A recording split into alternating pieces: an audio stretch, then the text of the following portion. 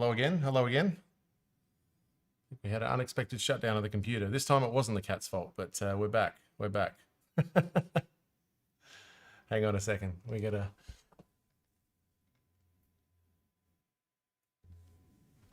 We are back. Sorry about that. Don't know what happened there.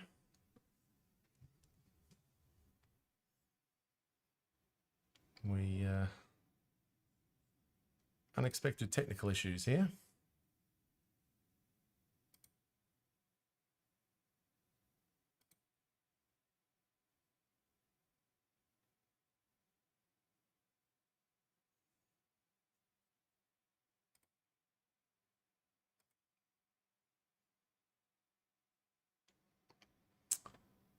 Right.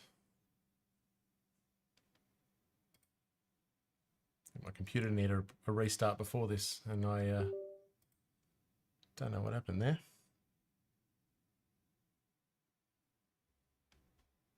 Just have to restart, I guess. All right, we are back. Sorry about that. Sorry to lose everyone.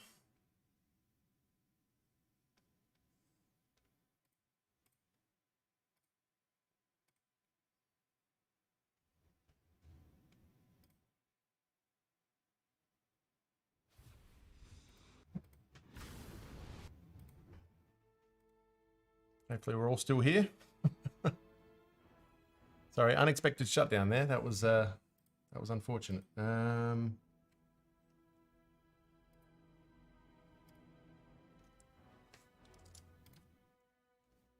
we've still got our win force. We should. We saved the game, so I think we'll be all right. Yeah, we had a shutdown. This time it wasn't the cat's fault. I don't know what happened there. It just gave me the blue screen and he went down. So yeah, we still got the win force. We're good. We're good. All right.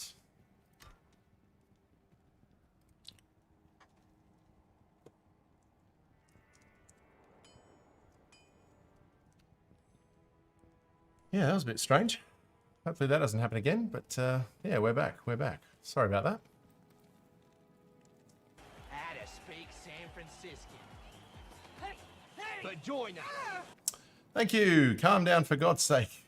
Much appreciated. Thanks for the follow and thanks for the support. Welcome, welcome. Hope you're doing well. Thanks for following us right after we had some unexpected technical problems. But yeah, good to be back. Good to be back. Let me just make sure we've got 7 runs. There we go. And that video should be fine. Hopefully the video is okay for that one. We're definitely putting that in the video. All right, let's get on with it. But yeah, thank you very much for the follow, mate. Really appreciate the support. Good to have you on board. Hopefully that's our last technical issue of the night. First thing, I saw the screen come up and said your computer needs to restart, and then I was like looking around for cats. Because for those of you who don't know, we've had a stream shutdown before, and it was cat related. She stepped on the power button and shut down my computer, so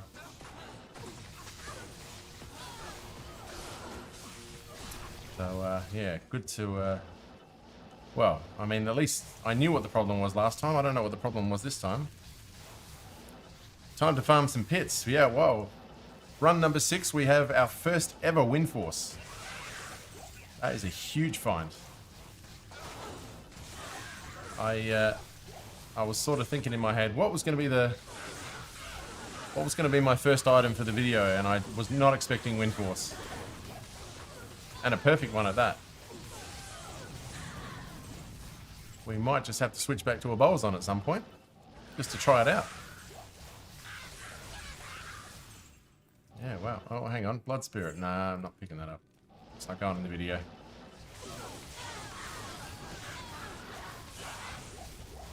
Oh my... Are you kidding me? Are you kidding me? Is this run serious? Oh, come on. Are we kidding? Oh, that is...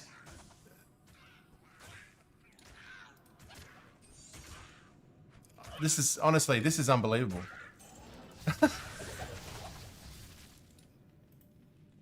Oh my god. What a start. We are 7 runs in and we've had a wind force and an ohm rune. Holy shit. Yeah. Wow. What a start to this stream, hey? Holy shit. And if it isn't Gemini, never farm other than the pits ever again. Well, I mean, on this luck, you want to call streamer luck. Gemini, how are you doing, friend? Your giveaway turned out to be damn popular in the end. Trapson, the one that everyone wanted. Thank you so much again for all those items. That was amazing. How are you doing this morning? Sorry, Turbo. You're the first person I thought of when that came up. So, when I say farm pits for an ohm rune, you manifested it, unfortunately, in the wrong game. Hang on, we need to get our... Alright, let's try that again. Just, now we got the Ort rune and the ohm rune the other way around this time. Jesus Christ. I genuinely cannot believe that has just happened. If we find a jar in the next 3 runs, I'm just going to lose it.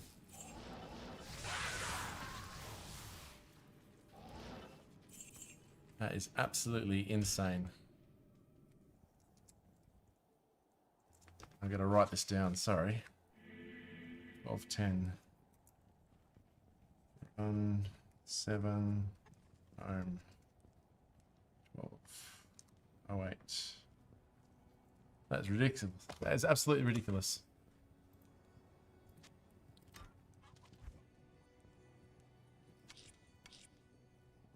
Holy shit. Well, setting it up for the night. Just getting up, gonna get some coffee for this bad buddy. Come on. Be modest. Went to a Christmas party last night and had way too much fun. And oh my god, the food. Hey, that's all you can ask for. Christmas parties, isn't that what Christmas parties are for? Eating way too much? And having good fun? Good on you. Good on you.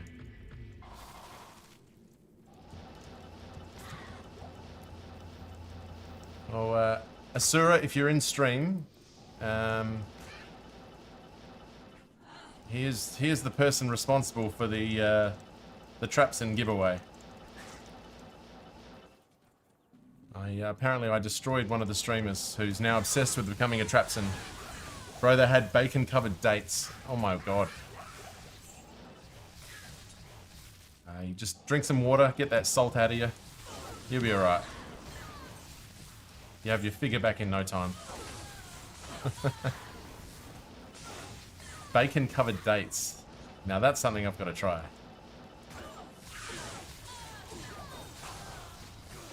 It sounds like something you'd eat at in Texas for breakfast.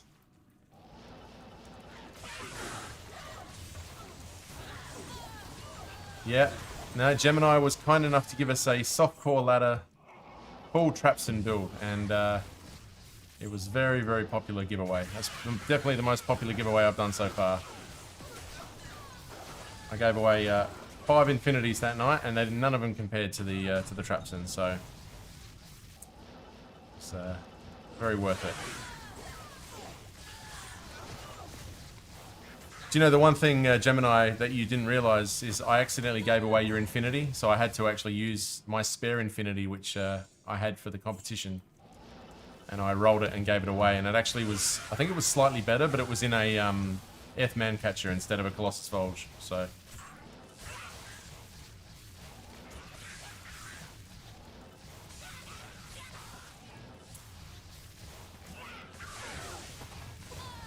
Hello, at work today, can't listen, but hope you get good drops. In fact, hang on.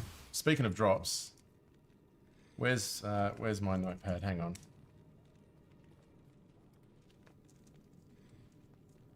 8% enforce home rune. There you go. Look at that. Yep, I pointed it out. Yep.